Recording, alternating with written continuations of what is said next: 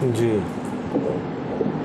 پڑھ لے کو ساتھ عبارت منها ما قال بعضهم إن التنسيس على الشيء باسم العلم يوجب التنسيس ونفي الحكم عما عداه، وهذا فاسد لأن النص لم يتناوله، فكيف يوجب الحكم فيه نفيا أو إيجابا أو إثباتا.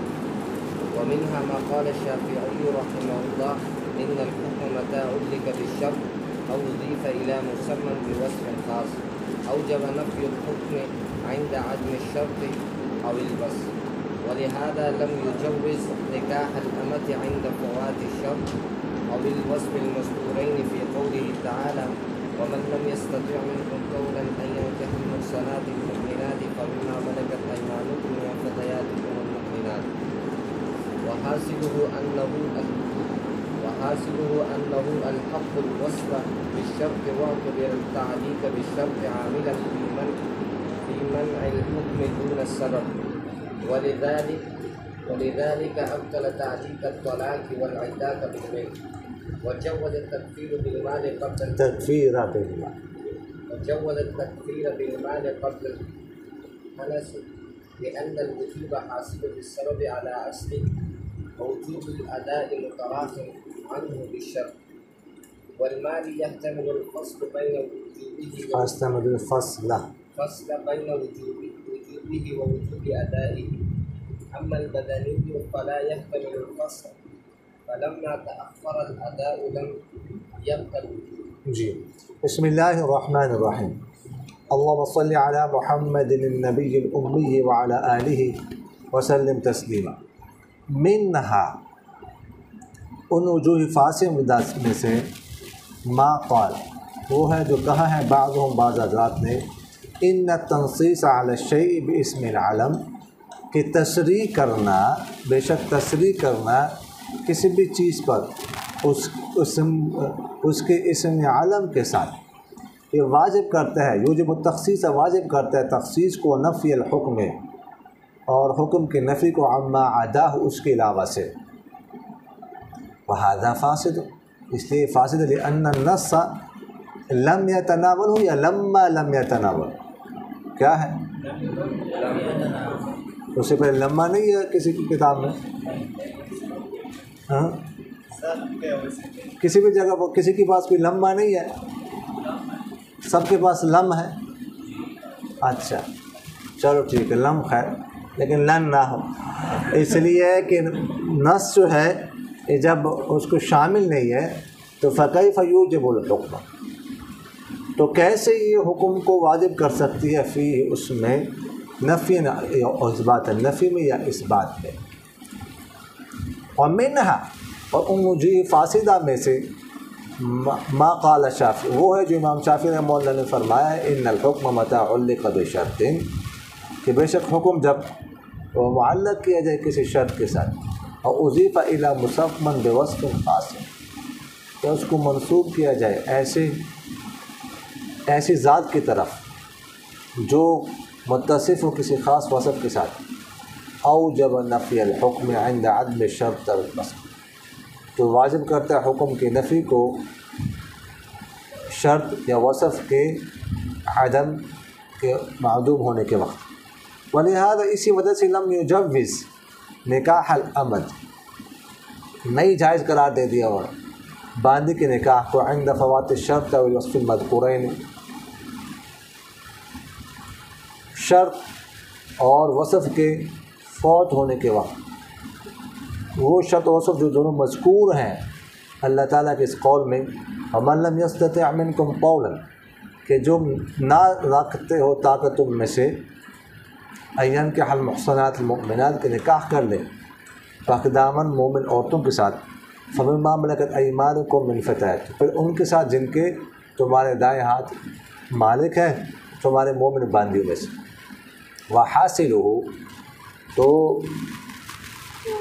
اس امام شافعی رحمہ اللہ کی بات کا خلاصہ یہ ہے کہ بے شک انہوں نے الحق الوصف بالشرط انہوں نے ملا دیا وصف کو شرط کے ساتھ واعتبر التعلیق بالشرط اور انہوں نے تعلیق بالشرط کا اعتبار کیا عاملاً عام کہ وہ عمل کرنے والا فی منع الحکم حکم کو روکنے میں دون السبب لا کے سبب، ولہذا اسی وجہ سے ابطل تعلیق الطلاق والعتاق بالمل، انہیں باطل قرار دے دیا ہے طلاق اور عتاق کو معلق کرنا ملک کے ساتھ، وجوز التکفیر بالمال قبل الحنس، اور جائز قرار دے دیا ہے کفارہ ادا کرنا مال کے ساتھ حانس ہونے سے پہلے، لأن الوجوب، اس لیے کہ وجوب حاصل بالسبب علی اصل، حاصل ہے سبب کے ساتھ اپنے اصل پر،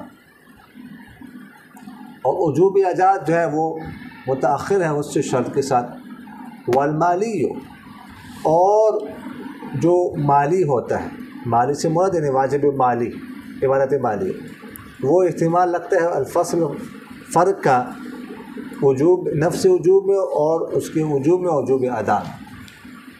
اما البدنی، بہرحال وجوب واجب بدنی جو ہے تو وہ نہیں احتمال لگتا فصل کا فرق کا، بس جب ادا مؤخر ہو گئی تو وجوب باقی نہ رہا۔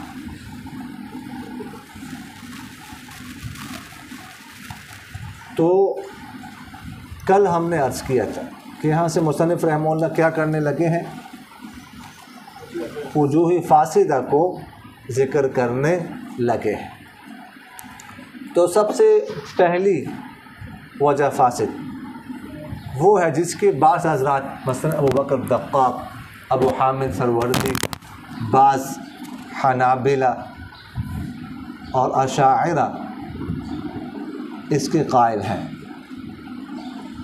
یہ حضرات فرماتے ہیں کہ جب کسی بھی چیز پر تصریح کی جائے، ٹھیک ہے، اس چیز کی اسم علم کے ساتھ، تو یہ تصریح کرنا یہ کیا کرتا ہے، حکم کو اس چیز کے ساتھ خاص کر دیتا ہے، اور اس کے علاوہ سے اس کی نفی کر دیتا ہے۔ یہاں پر اسم علم کہا، اسم علم سے مراد کہ اس میں صفت نہ ہو،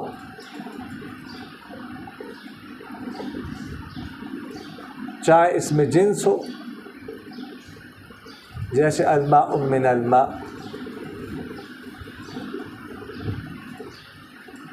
اور چاہے اس میں خاص ہو، جیسے زید قائم۔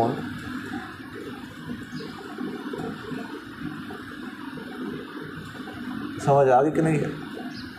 تو فرمایا کہ یہ تصریح کرنا کسی بھی چیز پر اس کے اسم علم کے ساتھ، یہ کیا کرتا ہے، حکم کو اس چیز کے ساتھ خاص کر دیتا ہے، اس کے علاوہ سے کیا کرتا ہے، نفی کرتا ہے، اور اسی کو مفہوم لقبی کہتے ہیں۔ کل ہم نے پڑھا ہے کہ نہیں پڑھا ہے، یا پڑھا ہے، کل کی بات ہے،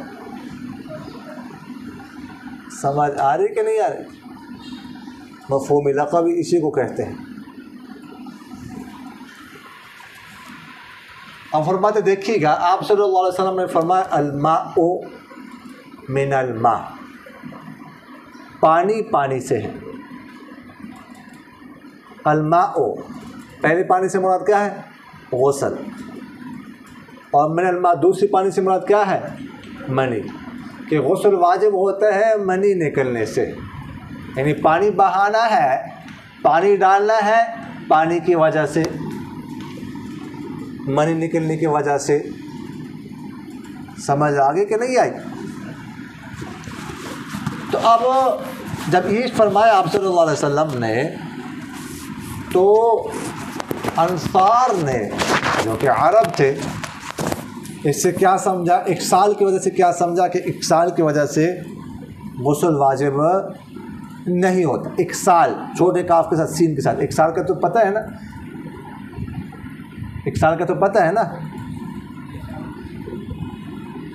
جی، اکسال کسے کہتے ہیں، اخراج الذکر من الفرج قبل الانزال، اکسال کہتے ہیں کہ مطلب دخول ہو جائے، بس اس کے بعد انزال نہ ہو، بس صرف خروج ہو جائے، بس انزال نہ ہو۔ سمجھ آگے کہ نہیں ہے؟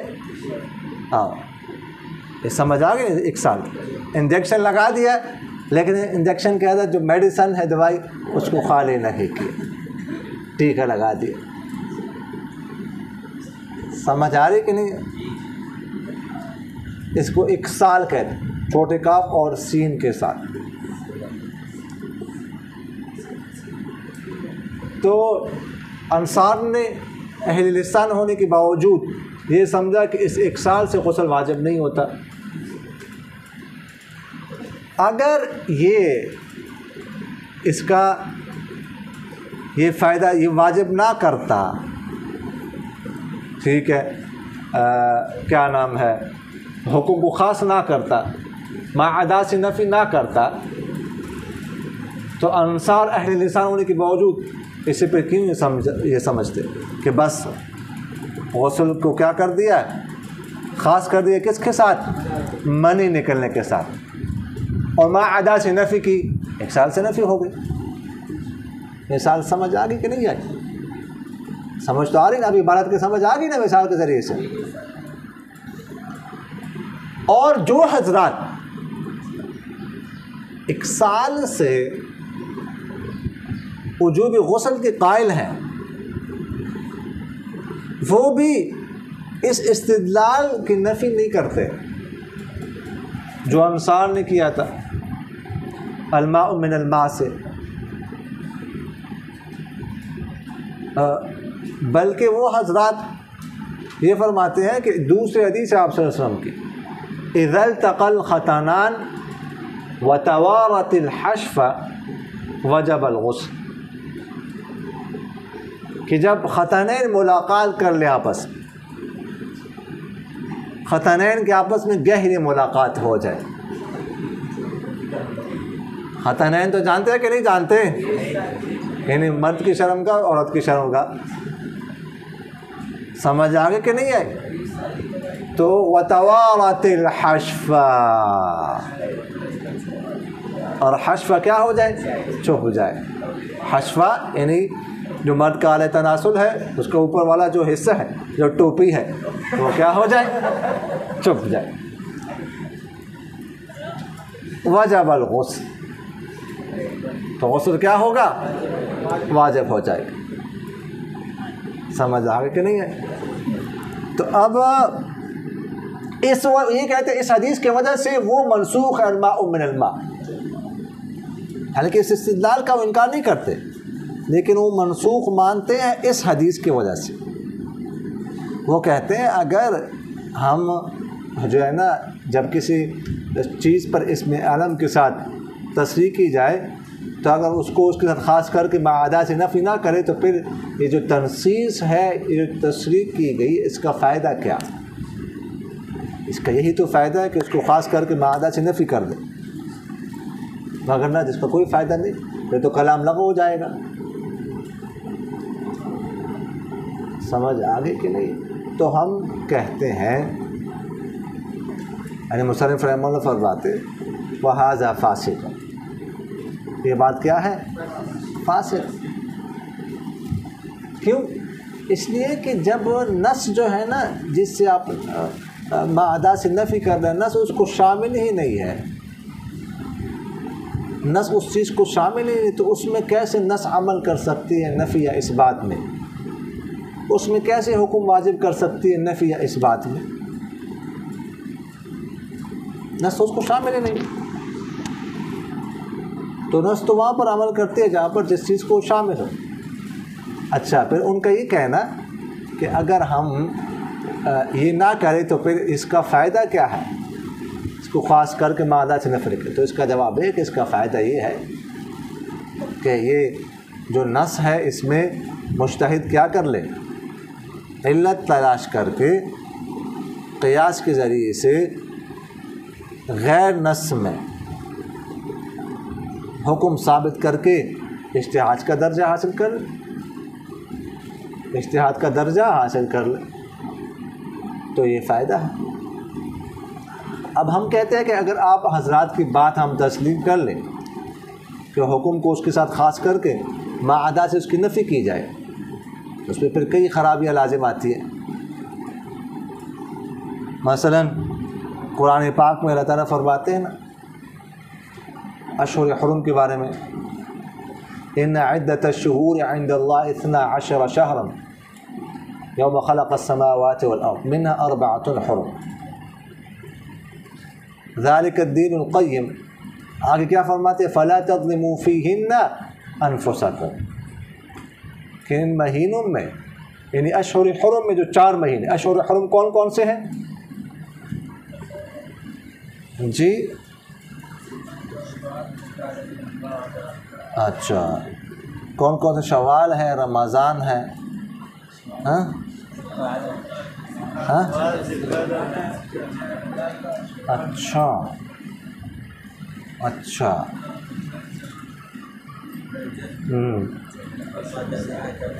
جی، مارو مارو مارو چول مار کوئی مسئلہ کوئی مار جی، اچھا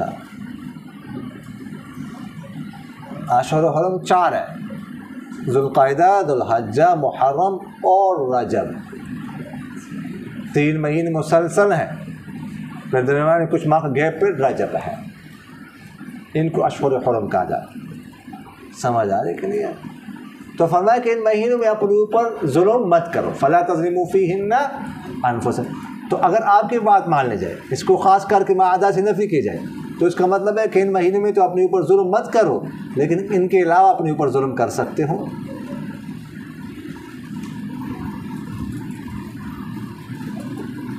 سمجھ آگے کہ نہیں آگے؟ اچھا، اس کے علاوہ فرماتے ہیں اللہ تعالیٰ فرماتے ہیں محمد الرسول اللہ، محمد صلی اللہ علیہ وسلم اللہ کے کیا ہیں؟ رسول ہیں۔ تو آپ کی بات اگر مان لی جائے تو اس کا مطلب کیا ہے کہ آپ صلی اللہ علیہ وسلم کے علاوہ کوئی اور رسول نہیں ہے۔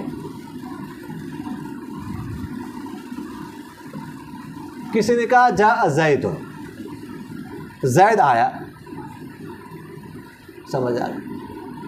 اب خالد آیا کہ نہیں آیا، ابوبکر آیا کہ نہیں آیا، یہ تو اس سے معلوم ہی نہیں ہو رہا، ان کا تو ذکر ہی نہیں ہے، تو کیسے ہم حکم نہ ان کے بارے میں ہم یہ حکم لگا سکتے ہیں کہ وہ آئے، اور نہ یہ حکم لگا سکتے ہیں کہ نہیں آئے، کیونکہ جاء زید صرف زید کو شامل ہے، ان کا تو ذکر نہیں کلام میں، تو ان پر نفی یا اس بات کا حکم کیسے لگا سکتے ہیں؟ اگر آپ کی بات مان لی جائے اس کا مطلب ہے کہ زید آیا، اس کے علاوہ کوئی اور آیا ہی نہیں، زید کے ساتھ خاص کر دیجئے ٹھیک ہے مجیت کو، اور ما عدا سے نفی کرو تو خرابی لازم آئی۔ سمجھ آ گئی کہ نہیں ہے؟ تو اس لیے فرماتے ہیں وہذا فاسد، یہ کیا ہے؟ فاسد ہے۔ ومنها ما قال الشافعی رحمہ اللہ، دوسری وجہ فاسد جس کے قائل امام شافعی رحمہ اللہ ہیں،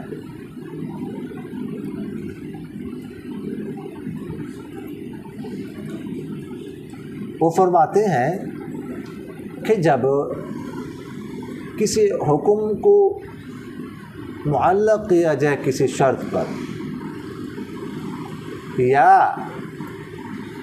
کسی حکم کو منسوب کیا جائے کسی عام مسمى کی طرف، عام ذات کی طرف، لیکن ایسے عام ذات جو خاص ہو کسی صفت کے ساتھ، تو فرماتے ہیں کہ اگر شرط پائی جائے گی تو حکم بھی پایا جائے، اگر شرط نہیں تو حکم نہیں۔ اس طرح اگر وہ ذات جو خاص ہے کسی وصف کے ساتھ، اگر وہ وصف پایا جائے گا تو حکم بھی پایا جائے گا، اگر وصف نہیں تو حکم بھی نہیں۔ کسی حکم کو معلق کیا جائے کسی شرط پر، اپنی بیگم سے کہا ان دخلت الدار فانت طالق، دخول دار اگر پایا جائے گا، شرط پائی جائے گی تو حکم بھی لاگو ہوگا طلاق کا، دخول دار نہیں تو حکم بھی لاگو نہیں۔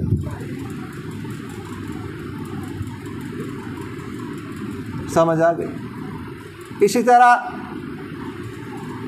عام ذات ہے لیکن وہ متصف ہے کسی خاص وصف کے ساتھ.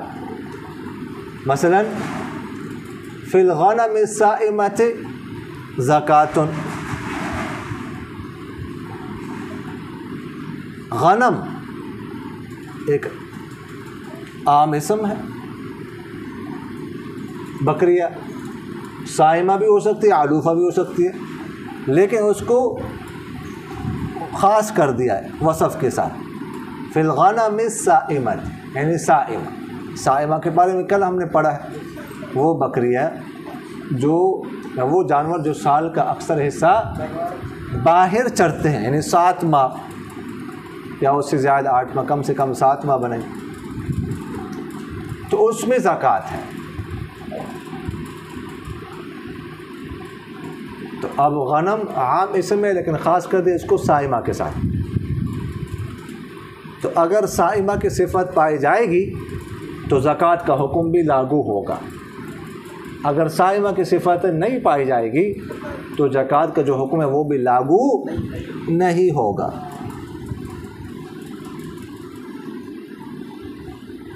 سمجھ آگے کہ نہیں آئی؟ تو امام شافعی رحمہ اللہ نے وہ کہ 2 باتیں کی ہیں. ایک بات تو یہی ہو گئی نا کہ کسی شرط کو، کسی حکم کو شرط پر معلق کیا جائے، ٹھیک، تو جب تک شرط نہیں پائی جائے گا حکم لاگو نہیں ہو.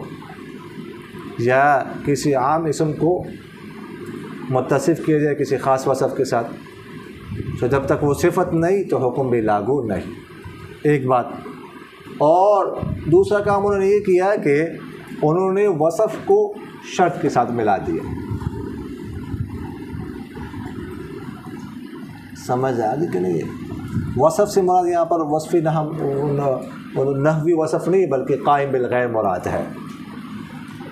تو مثلا جیسے ہے نا کہ تعلیق بشرط، کسی سے مثلا کہا، کسی نے بیوی سے کہا کہ انت طالق، انت طالق ان رکبت،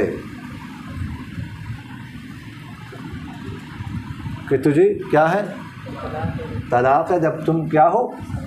سوار ہو. تو یہ کیا ہے؟ تعلیق بشرط ہے. اب امام شافعی رحمہ اللہ نے اس کے ساتھ، اسی کے ساتھ اگلا جملہ بھی ملا دیا ہے، یعنی اس کا بھی یہ حکم ہے. اگر کہا کہ انت طالق راکبۃ،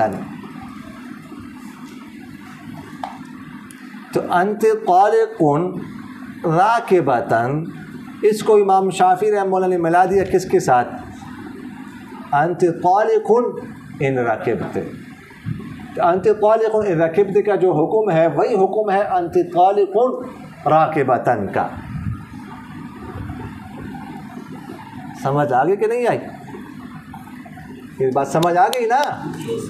تو یہ کہہ رہے ہیں کہ وصف کو شرط کے ساتھ ملا دیا. یہ بات سمجھ آ گئی نا؟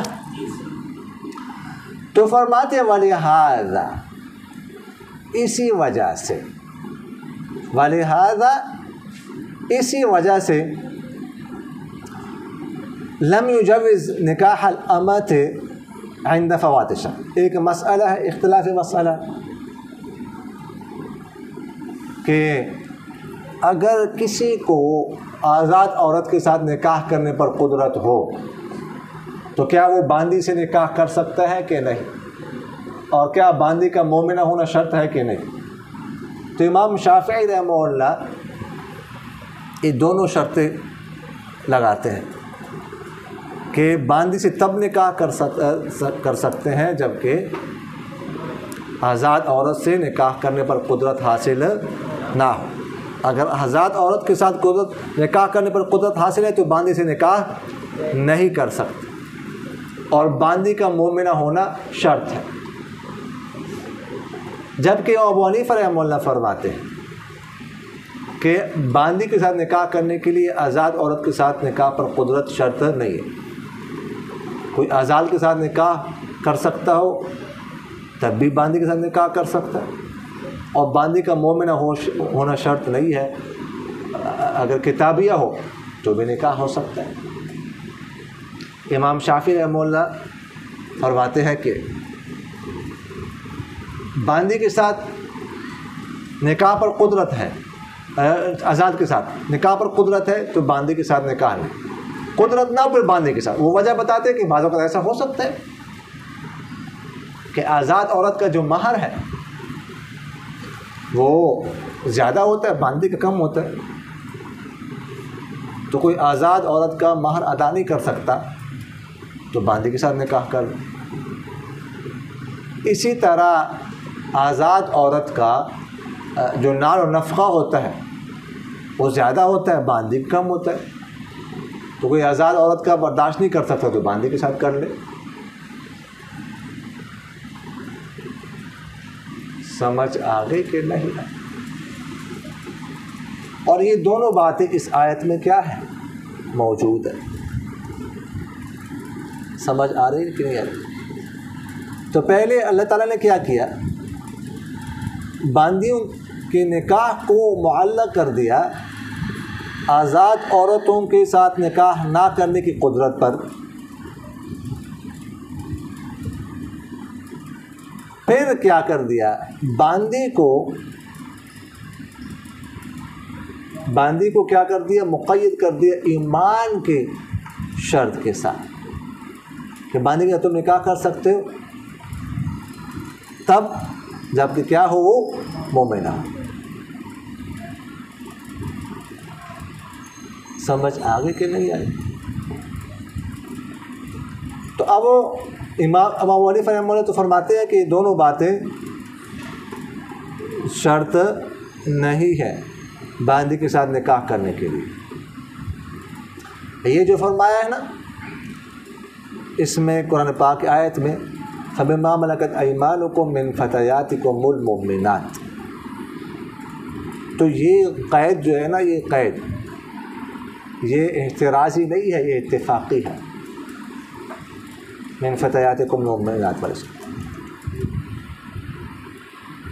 وحاصلہ، مصنف رحمہ اللہ فرماتے ہیں کہ اس بات کا خلاصہ، امام شافعی کی بات کا خلاصہ یہ میں نے آپ سے عرض کیا انہ الحق الوصف بالشرط، کہ انہوں نے وصف کو شرط کے ساتھ ملا دیا ہے.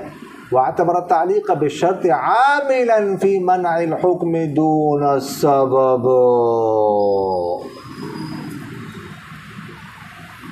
اگلا کام کیتا ہے جو امام شافعی رحمہ اللہ نے،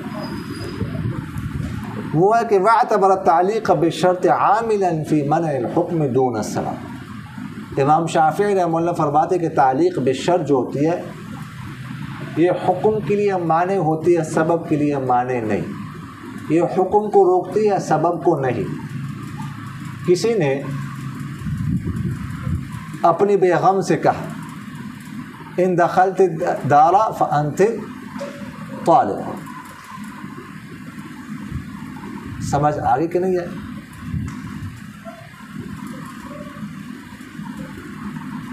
اب امام شافعی رحمہ اللہ فرماتے ہیں کہ یہ جو تعلیق بالشرط ہے یہ حکم کے لیے مانع ہے. یعنی حکم مراد وہ کوئی طلاق کے لیے مانع ہے، جب تک شرط نہیں پائی جائے گی، دخول دار نہیں پایا جائے گا تو طلاق واقع نہیں ہوگی. لیکن سبب کے لیے مانع نہیں ہے. سبب تو موجود ہے، انت طالقون، طلاق کا جو سبب ہے وہ تو موجود ہے، وہ تو اس نے کہہ دیا. لیکن طلاق جو واقع نہیں ہو رہی تو کس وجہ سے؟ اس شرط کی وجہ سے. حکم جو لاگو نہیں ہو رہا، بس صرف حکم کے لیے مانے ہیں، سبب کے لیے نہیں. امام ابو حنیفہ رحمہ اللہ فرماتے ہیں کہ تعلیق بالشرط سبب کے لیے مانے ہوتی ہے، اور جب سبب نہیں ہے تو اس کی وجہ سے پھر حکم بھی نہیں ہے. لیکن اصل جو ہے نا وہ سبب کے لیے مانے. تو امام ابو حنیفہ رحمہ اللہ حناف فرماتے ہیں گویا کہ تعلیق بالشرط کی صورت میں گویا کہ سبب موجود ہی نہیں ہے.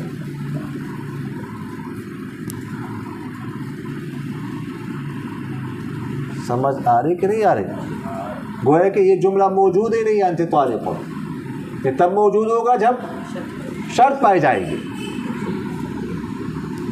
تو جب تو معلوم ہو کہ تعلیق میں شرط روکنے والے کس کو، مانع کس کے لیے؟ سبب کے لیے، اور پھر سبب روکنے والا کس کو؟ حکم کو۔ کیوں کہتے ہیں کہ تعلیق میں شرط مانع سبب ہے، مانع حکم نہیں ہے؟ احناف فرماتے ہیں کہ دیکھو یہ جو تعلیق ہے یہ داخل ہے کس پر؟ سبب پر، حکم پر تو داخل ہی نہیں ہے۔ سمجھ آ رہی کہ نہیں آ رہی؟ تو جس پر داخل ہوگی اس کے لیے معنی ہوگی نا، تو سبب پہ داخل ہے تو سبب کے لیے معنی ہوگی، حکم پر تو داخل ہی نہیں تو اس کے لیے معنی کیسے ہوگی؟ وہ تو پھر حکم کو روکے گا کون؟ سبب روکنے والا ہوگا اس کو۔ سمجھ آ رہی کہ نہیں آ رہی؟ تو مانع حکم کو، تعلیق میں شرط مانع حکم کو عدم شرعی کہتے ہیں، اور مانع سبب کو عدم اصلی کہتے ہیں۔ یہ بنیادی اختلاف ہے، آگے اس پر تفریعات ہے پھر، ٹھیک ہے، تو اس کو ذہن میں رکھیے، ایک بنیادی اختلاف ہے، آگے اس پر کئی تفریعات ہیں۔ سمجھ آ رہی کہ نہیں آ رہی؟ تو عدم حکم کے لیے جو معنی، حکم کے لیے جو معنی ہو اس کو عدم شرعی کہتے ہیں، تو معنی سبب کو عدم اصلی کہتے ہیں۔ تو عدم شرعی ایک حکم سے دوسرے حکم کی طرف منتقل ہو سکتا ہے، لیکن عدم اصلی ایک حکم سے دوسرے حکم کے لیے منتقل نہیں ہو سکتا۔ یہی وجہ ہے کہ جو قتل خطا کا کفارہ ہے اس میں مومنہ کی قید ہے، لیکن کفارہ یمین میں مومنہ کی قید نہیں ہے۔ لیکن امام شافعی رحمہ اللہ کفارہ یمین میں بھی مومنہ کی قید لگاتے ہیں، کیونکہ کفارہ قتل خطا جو ہے نا وہ اس کے حکم کو، اس کی قید کو منتقل کرتا ہے کس کی طرف؟ کفارہ یمین کی طرف۔ کہ عدم شرعی ایک حکم سے دوسرے حکم کی طرف منتقل ہوتا ہے۔ سمجھ آ رہی تجھے کہ نہیں؟ سمجھ آ گئی کہ نہیں؟ تو فرماتے وَلِهَذَا أَبْطَلَ تعلیق الطلاق والعتاق بالملک۔ اسی وجہ سے کہ امام شافعی رحمہ اللہ فرماتے ہیں کہ تعلیق بالسبب معنی حکم ہے، معنی سبب نہیں۔ انہوں نے کیا کیا کہ طلاق اور عتاق کو اگر معلق کیا جائے ملک پر تو وہ باطل ہے۔ اگر کسی نے کسی خاتون سے کہا جو اس کی منکوحہ نہیں ہے، ابھی نکاح نہیں، اس کو کہا کہ ان نکحتک فانت طالق، اگر میں نے تجھ سے نکاح کیا تو تجھے کیا ہے؟ طلاق ہے۔ یا کسی غلام سے کہا، کسی اور غلام سے کہا، ابھی اس کا مملوک نہیں ہے، کہ ان ملکتک فانت حر، اگر میں تیرا مالک بنا تو تجھے کیا کروں گا؟ تو آزاد ہے۔ تو یہ دونوں باطل ہیں۔ اب اگر اس خاتون سے نکاح کرتا ہے تو طلاق واقع نہیں ہوگی، اگر اس کو خریدتا ہے، اس کا مالک بنتا ہے، تو اس غلام کا تو آزاد نہیں ہوگا۔ یہ فرماتے تھے کہ دیکھیے گا، اب جب وہ بات کر رہا ہے، ٹھیک ہے، خاتون سے کہیں نکحتک، تعلیق میں شرط جب پائی جا رہی ہے، فانت طالق یہ کہہ رہا ہے، تو اس وقت اس کی ملکیت نہیں ہے۔ اور جب سبب تو موجود ہے لیکن ملکیت نہیں ہے، اور سبب وہ معتبر ہوتا ہے جہاں پر ملکیت ہو، اور جب ملکیت پائی جائے گی اس وقت سبب نہیں ہوگا۔ یہ تو ویسے معتبر ہی نہیں ہے ان کے۔ سمجھ آ رہے کہ نہیں آ رہے؟ تو لہٰذا نہ طلاق واقع ہوگی اور نہ ہی آزادی واقع ہوگی۔ یہ بات سمجھ آ گئی کہ نہیں آئی؟ اور وجوز التکفیر بالمال قبل الحنث، اور امام شافعی رحمہ اللہ نے